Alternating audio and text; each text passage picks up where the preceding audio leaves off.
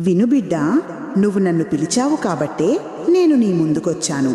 నీ జీవితంలో నువ్వు అనుభవించిన కష్టాలు, మోసాలు, కన్నీళ్లు అన్నీ నీ గతకర్మల ఫలితం. కానీ ఆ సమయం ఇప్పుడు ముగిసింది. ఇక మీదట నీ భవితవ్యం నా చేతుల్లో ఉంటుంది. నీ జీవితంలో ఉన్న అడ్డంకులు తొలగిపోతాయి. నీకు నష్టం చేసేవాళ్లు దూరమవుతారు. నీ జీవితంలో మంచివాళ్లు వస్తారు. సరైన సంబంధాలు ఏర్పడతాయి. నీ ఇల్లు ఆనందంతో నిండిపోతుంది. నా బిడ్డ, నువ్విప్పుడు నా యోధుడివి. ఇక భయపడేవాడివి కాదు, పోరాడేవాడివి. నీ మనసు ప్రశాంతంగా ఉంటుంది.